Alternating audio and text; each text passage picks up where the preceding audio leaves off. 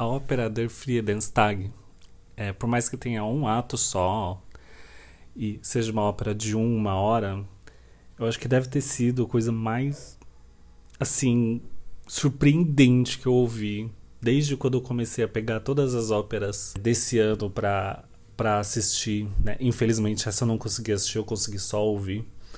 Mas essa eu acredito que seja a ópera que eu vá querer ir no teatro esse ano quando ela for passar no Teatro Municipal. E aí depois ela me surpreende numa segunda vez com uma história muito linda e muito trágica de como que foi a composição dela e os bastidores. E hoje a gente vai falar sobre essa ópera.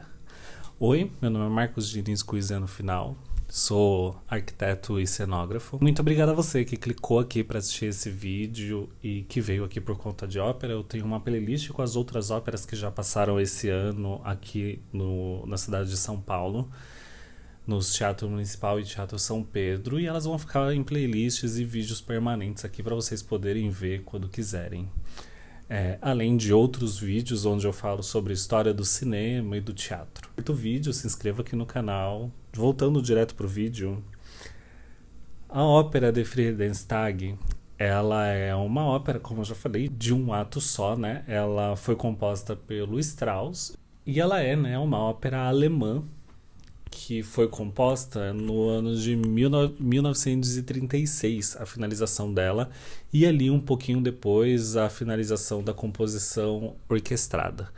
A ópera ela estreou em si em 1938, quando já tinha ali a ascensão na Europa, principalmente ali na Alemanha, e né, a guerra já estava ali se iniciando. Quando essa ópera começou a ser produzida, quem chegou com a ideia para o Strauss para poder fazer essa peça foi o Stefan Zweig. Ele é um judeu, né? Ele é abertamente judeu, né? Ele não escondia isso, principalmente ali naquele momento da Alemanha nazista.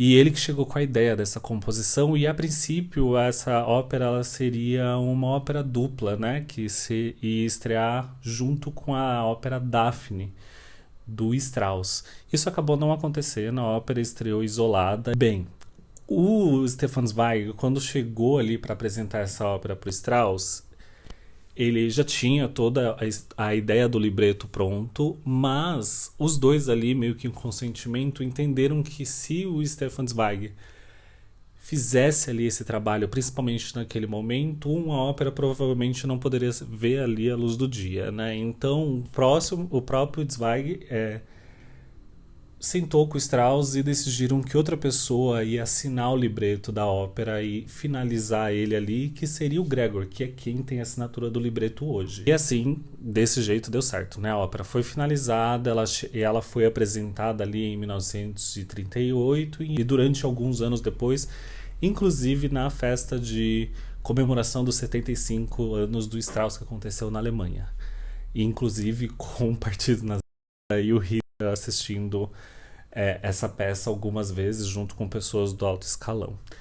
E aqui falando um pouco sobre a própria ópera, ela vai contar a história, assim como diversas outras óperas, sobre a Guerra dos 30, que aconteceu no ano 1600, e é uma guerra protestante que durou durante 30 anos, né, entre algumas cidades que eram católicas, ortodoxas, e outras que eram protestantes, né. Vai contar a história de um vilarejo na Alemanha que ele é católico ortodoxo e está sitiado por uma tropa protestante. E essa tropa vai ficar ali durante todo esse tempo e essa peça vai se passar no final da guerra. Na peça chega ali um morador desse vilarejo, né, para reclamar que uma fazenda dali da região foi incendiada pelas pessoas que estão ali da tropa protestante, e eles recebem um aviso do prefeito que é para o comandante se render, né, e que não dá mais para eles ficarem segurando tudo isso. E aí a gente tem os personagens, né, dos escalões ali de comando da cidade que está sendo sitiada e dos sitiadores, né, das pessoas protestantes que estão ali tomando essa cidade. O comandante ali da própria cidade, ele fala que eles não vão se render e que a todo custo ele só aceita a vitória. Nesse momento ali, os moradores da vila vão contar a história de que eles nunca conheceram a paz, tudo mais, por conta dessa guerra já durar quase 30 anos. E a esposa do comandante acaba intervindo ali para contar que, né, ela queria muita paz, ela não aguenta mais a guerra e que a cidade, todo mundo ali tá passando por muita tristeza e o comandante não cede. Um momento depois eles escutam um barulho gigante e um barulho alto, né? E eles acham que a cidade está sendo atacada, mas na verdade é ali um mensageiro chegando com uma carta do imperador falando que não é para ninguém se render, é para eles continuarem ali e segurar a onda e não ceder para os protestantes, né? E aí fica mais uma vez ali eles cantando algumas áreas em relação à liberdade, ao sofrimento da guerra, tudo mais.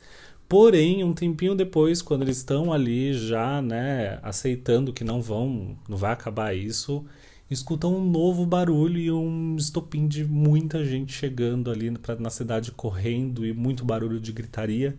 E eles não sabem o que que é, mas quando eles conseguem ver ali, é de uma cidade que também está sitiada por esses protestantes, chegando mais próximo da cidade, comemorando, falando que foi assinado um armistício e a guerra acabou, que eles não precisam mais ficar ali na tensão de uma destruição iminente daquele vilarejo. Nesse momento ali, né, quem chega ali para avisar do armistício, eles são protestantes, né, e tem não um embate, mas uma rusga ali entre o comandante da cidade, que não ia ceder ao armistício ou a nada, com o comandante da outra cidade. Os dois ficam ali meio que discutindo. A Maria, que é a esposa do comandante, intervém e ali é selada a paz e comemoram o fim da guerra. E assim, essa ópera ela é quase inteira composta de coros ou duetos. Tem só um ou outro canto livre assim de solo que é do soldado que tá ali falando sobre nunca ter conhecido a paz, a Maria tem o dela, o comandante tem o dele, mas são coisas muito curtas. Tudo que tem ali normalmente são duetos ou o coro completo, e assim, é quase. As maiores partes são de coro e elas duram bastante tempo e são assim. São pouquíssimas óperas inteiras que eu coloco pra ouvir e essa daqui é uma delas. Eu ouvi ela já diversas vezes desde a primeira vez que eu escutei. E eu acredito que essa daqui vai ser uma coisa que eu vou levar e vai ser uma ópera que eu vou escutar por inteiro sempre, né? Não só uma área ou outra, como é normal, de costume a gente fazer isso. E aí, aqui que a gente continua a história, né? Saindo da sinopse da ópera, vários dos comandantes que foram descritos ali, né, na peça, tanto o comandante como o imperador, como o soldado, o prefeito, eles são muito a representação do próprio partido das pessoas que estão ali no comando naquele momento. E isso foi proposital do Zweig, do Gregory e do Strauss, para poder realmente fazer essa crítica, tanto porque o Strauss, né, tinha o Zweig como melhor amigo. Os dois trabalharam juntos em muitos projetos. Ele era judeu, né, e o Strauss era abertamente contra o governo. Abertamente contra o governo, mas ele não é uma pessoa que se envolvia. O que aconteceu depois disso, né? A ópera, quando chegou ali já mais para os anos finais da guerra, ela foi proibida de ser executada, né? Até que eles entenderam quem é, né? Quem era o que estava sendo zoado ali? De todas as formas, tanto no jeito, nas falas, em texto mesmo, coisas que eram ditas ali durante a guerra, como as pessoas eram tratadas, estavam ali representados em texto dentro da cidade, como eles tratavam as pessoas do vilarejo. Então estava tudo muito representado, então um momento ou outro aquilo dali ia ser proibido. Quando começou a guerra, todos os livros do Zweig, né, como ele era compositor, ele era professor, ele tinha literatura escrita, tudo que era dele foi queimado. Ele foi proibido de ser circulado, as coisas dele, e ele fugiu para a Grã-Bretanha, né? Ficou lá durante bastante tempo. Corta, voltando para a Alemanha, o próprio Strauss, a nora dele, né, a nora da esposa dele, na verdade, ela era judia e ela tinha filhos, e os filhos acabaram ficando em prisão domiciliar durante bastante tempo. Strauss tentou intervir de alguma forma, né, chegou a ficar em Viena, né, onde tinha mais ou menos abrigo, ele conseguia, de certa forma, se proteger ali, porque algumas pessoas do alto escalão eram muito fãs dele e tentavam dar algumas regalias de certa forma, né? E ele achou que iria conseguir essa proteção. E até porque muitos dos parentes da Alice, né, que é a nora deles, foram mortos ali no Holocausto. É, não fala aqui o que aconteceu com eles depois, nem com os filhos, mas o que se fala é o que aconteceu com Zweig, que depois que ele foi para a Grã-Bretanha, acabou sendo declarado estrangeiro inimigo, né, quando teve a eclosão da guerra mesmo ali, e fugiu para os Estados Unidos, ficou um tempo e depois veio aqui para o Brasil. Mas ele estava muito deprimido, ele e a esposa dele aqui, morando aqui no Brasil, e infelizmente acabou tirando a própria vida junto com a esposa em fevereiro de 1942, porque estavam já desacreditados que isso ia acabar, e também por medo e diversas questões.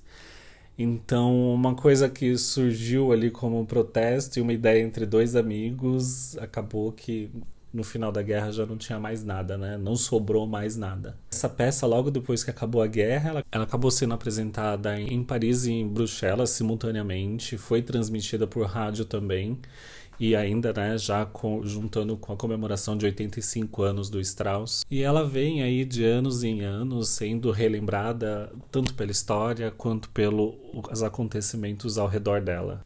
Eu fiquei muito feliz assistindo, ouvindo a ópera, e terminou ela, eu fui ler a história e fiquei extremamente deprimido. Mas é aquilo, né? Uma das tantas óperas que surgiram nesse momento, e peças tanto de literatura, quanto de teatro, quanto de óperas, filmes e músicas que remetem a esse momento. Eu acho que, tipo, não tem que ser esquecido, né? A gente precisa lembrar disso sempre. E é isso, gente. Muito obrigado se vocês viram o vídeo até aqui. Curta o vídeo, se inscreva no canal e a gente se vê no próximo vídeo. Até mais, tchau, tchau.